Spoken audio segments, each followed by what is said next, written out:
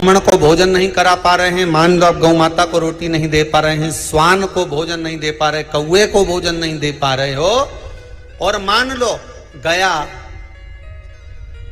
ब्रह्म कपाली या कहीं पिंडदान नहीं कर पा रहे हो, तिलांजलि तर्पण नहीं कर पा रहे हो, तो एक काम जरूर करना, जल के पात्र में 2 बूंद गंगा जल डालना और वो गंगा जल शंकर को रोज 16 दिन तक चढ़ाइए, पितृदोष समाप्त हो जाए। जब ज्यादा घर में पितृदोष हो ना, ऐसा लगे कि पितृदोष बहुत ज्यादा है, 1 रुपए कमा रहे हैं, 1.25 रुपए खर्च हो रहा है, हाथ में पैसा नहीं टिक रहा, दुकान 4 दिन अच्छी चल रही है, फिर व्यापार डाउन हो जाता है, कोई पैसा लेकर भाग गया, नहीं दे रहा, कहीं कर्जा मात्रा बढ़ गई है, ये पितृदोष के लक्षण है कुछ। इसमें आपके घर में जो भी रुद्राक्ष पड़ा हो, जो भी रुद्राक्ष रखा हो, क्योंकि संभाल के तो आप रखते नहीं, पटक देते हो यहां पर, जो भी रुद्राक्ष आपके घर में रखा हुआ,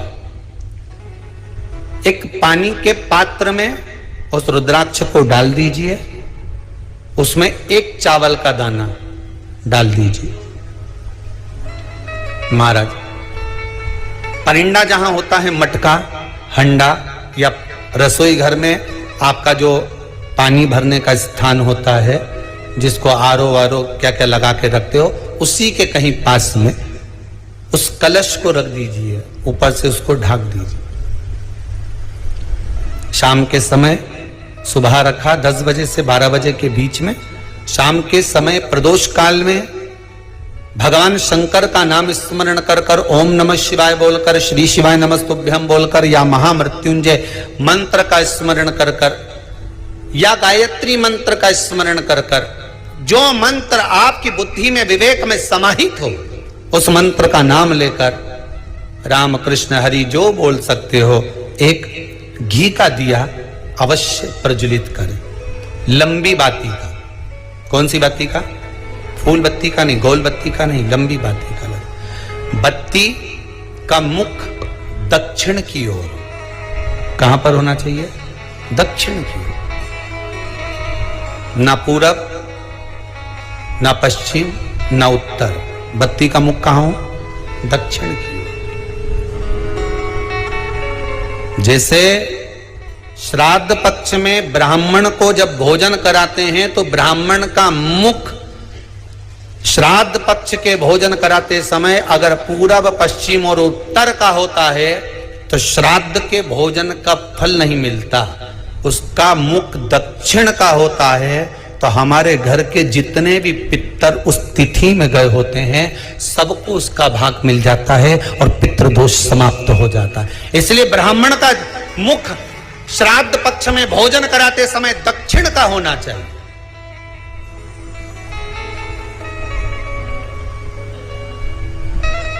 ब्राह्मण का मुख दक्षिण का हो।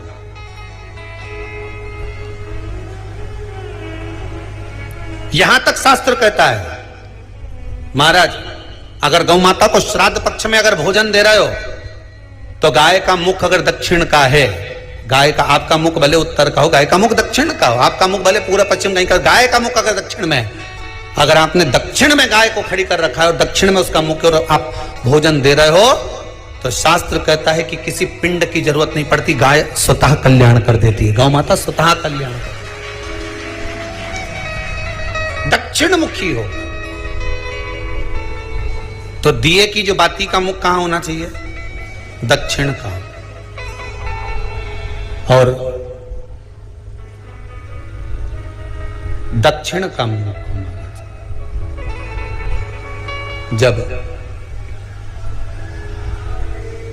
जब दक्षिण का मुख हो, दक्षिण की ओर बाती हो महाराज, तब दक्षिण की बाती जलाने के बाद में भगवान से वहीं पर प्रार्थना करें।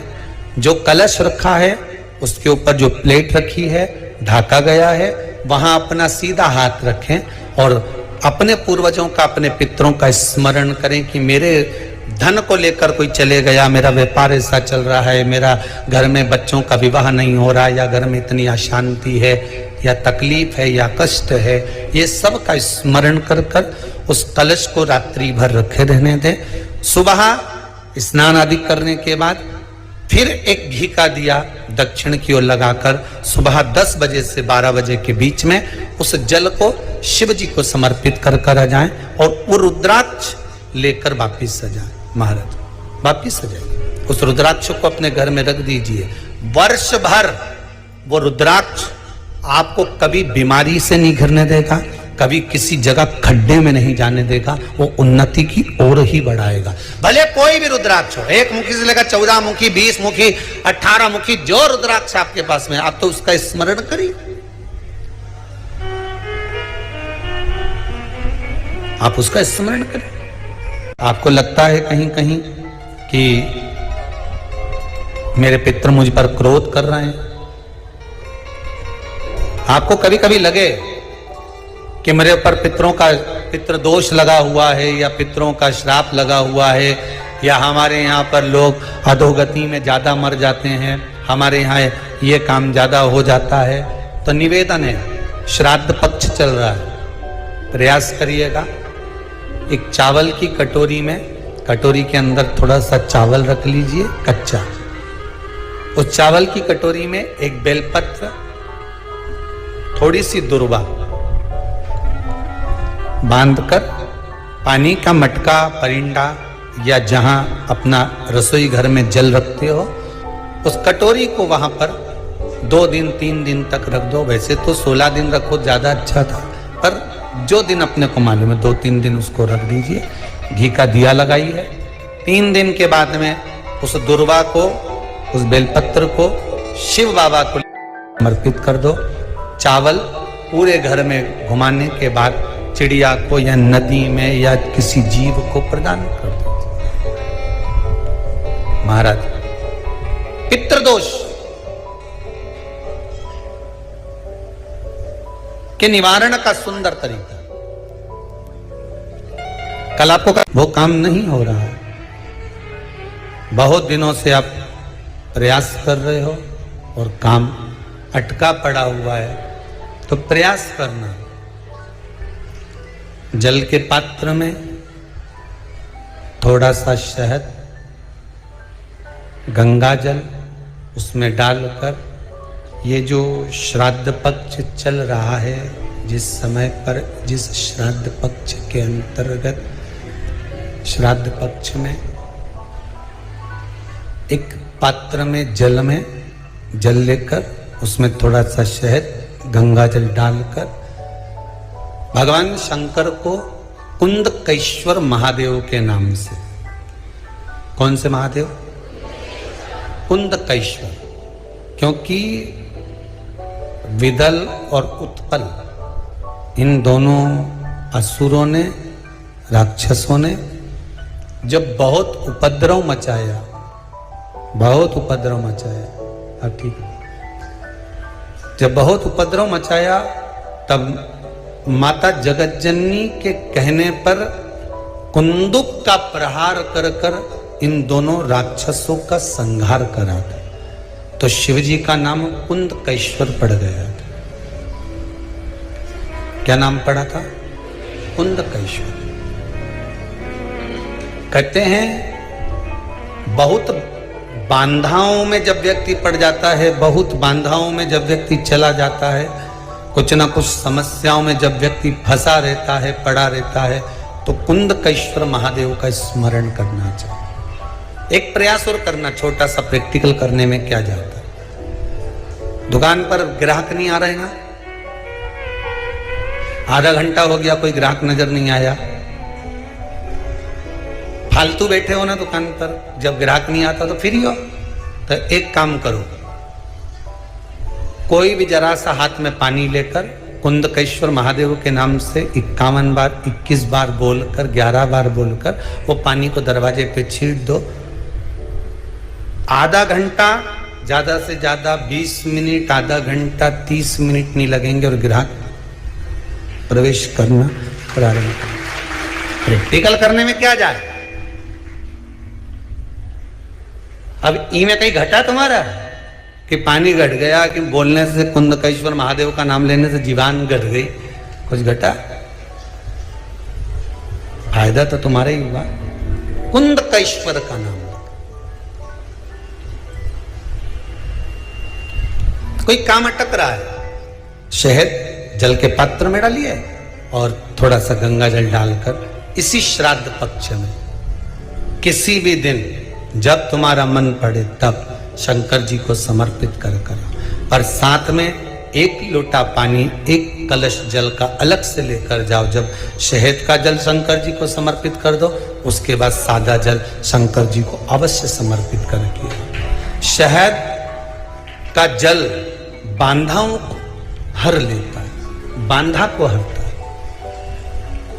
हम तो कई बार बच्चों से कहते हैं, अगर कोई बच्चा कंपटीशन एग्जाम में बैठ रहा है, इंटरव्यू दे रहा है या कोई एग्जाम में नहीं निकल रहा है, तो प्रयास करना बेलपत्री का जो बीच वाला पत्ता होता है, इस पत्ते पर शहद लगाकर हथेली में रखकर अंगूठे से इसको इस तरह से दबाकर शिव जी के कुंदकेश्वर महादेव का नाम लेकर अपनी मनोकामना कर शंकर भगवान का जो शिवलिंग है, उस शिवलिंग पर इस बेलपत्री के पत्ते को चिपकाकर आ जा और एग्जाम देने जा, बाबा निपटे का सब काम कर। जिस बालक बालिका का जॉब नहीं लग रहा हो, सर्विस नहीं लग रही हो, नौकरी नहीं लग रही हो, जगह जगह पहले करते थे जॉब, अब छूट गई, 2 साल हो गए, 3 साल हो गए, सर्विस नहीं लग रही हो, बहुत प्रयास कर लिया हो, बहुत प्रयास, तो महाराज काली तिल्ली को पीस कर उसको जल के पात्र में डालकर अपने घर के मटका, परिंदा, पितरों का जो स्थान होता है, जलाशय होता है, उसके पास में एक पात्र में रख दीजिए। बेलपत्री या बट का पेड़ या पीपल का पेड़, इस वृक्ष के नीचे एक रात्रि तक रखे रहने के बाद में दूसरे दिन अपनी कामना करता है, जिनका जॉब नहीं लग रहा, सर्विस नहीं लग रही, नौकरी नहीं लग रही या कहीं उलझने उत्पन्न हो रही है, उस व्यक्ति को हाथ में ले जाकर उस पात्र का जल, 3 वृक्ष पितरों के तुल्य हैं, कल की कथा में कहा था, पहला बेलपत्री का, दूसरा पीपल का, तीसरा बड का, ये 3 पितरों के तुल्य हैं। इन 3 में से किसी भी वृक्ष के नीचे उस काली तिल के जल को समर्पित कर दीजिए महाराज। बाबा चाहेगा, भोलेनाथ जी चाहेगा तो 3 महीने में कहीं ना कहीं योग बना ही देगा, ये पक्का। बाबा पर विश्वास रखो, शंकर भगवान पर भरोसा विश्वास रखकर आप कार्य करेंगे, क्यों ना हो।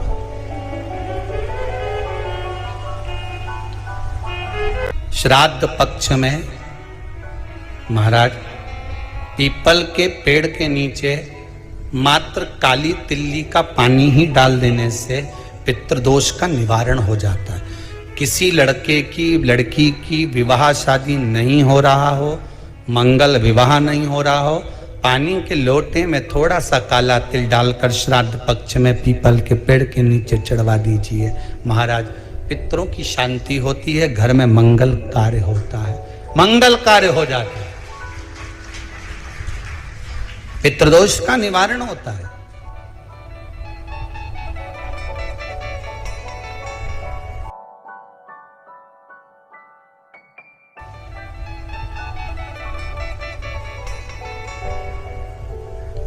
बहुत रोग घिर गया, ऐसा लग रहा है कि बहुत बड़ी बीमारी शरीर में आ गई है, वो मिट नहीं रही, बीमारी बहुत बड़ी है, नहीं जा रही। सरसों का फूल भगवान शंकर को चढ़ाना प्रारंभ कर दो। सरसों तो आप अपने घर के अंदर भी बो सकते हो, उसमें पीला फूल आ ही जाता है, शिव जी को चढ़ाना चालू कर दो, बीमारी समाप्त होना प्रारंभ। शिव को समर्पित किया गया एक एक भाग, एक एक भाग। महाराज लगे ऐसा कि घर में शांति नहीं है, सुख लक्ष्मी तो है परिवार भी छोटा है पर शांति नहीं, जब देखो जब किसी ना किसी का मुंह चलता रहे, क्रोध में बोलते रहें, शब्दों के तीर चलते रहें, शांति नहीं है। प्रयास करिए श्राद्ध पक्ष में